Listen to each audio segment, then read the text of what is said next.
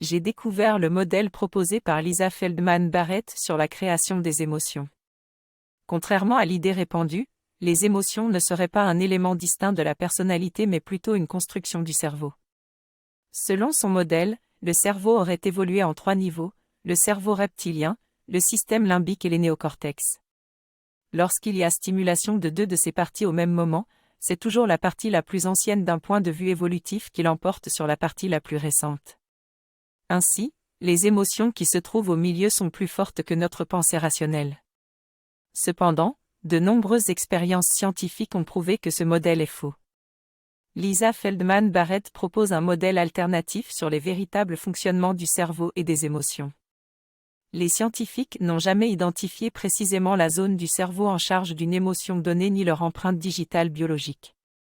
Une même émotion peut s'exprimer de manière très différente et inversement, une même réaction physique peut exprimer des émotions très différentes. Le cerveau gère les émotions en construisant des réactions émotionnelles à partir de simulations et de prévisions.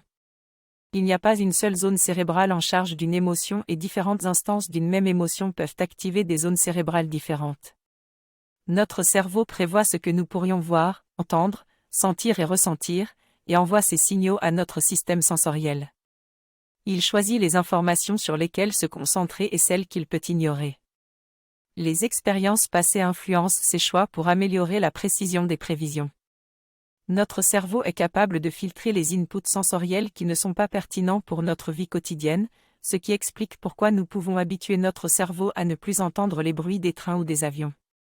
De plus, notre cerveau utilise la catégorisation pour anticiper les situations en utilisant des concepts qui ont un sens global. Ce processus d'anticipation est rendu possible grâce à l'apprentissage et à la familiarisation avec certaines situations.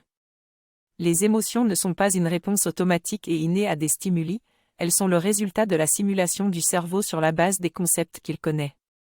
Savoir ce qui est la peur, dans quelle situation elle est censée se produire, et quel type de réaction lui est associé permet une meilleure anticipation des stimuli et des comportements à adopter dans une certaine situation.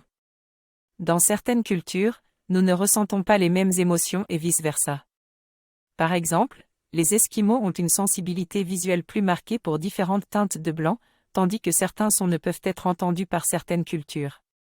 Ainsi, pour ressentir et reconnaître des émotions, elles doivent exister dans notre propre culture ou nous devons être exposés à de nouvelles cultures pour apprendre l'existence d'autres émotions.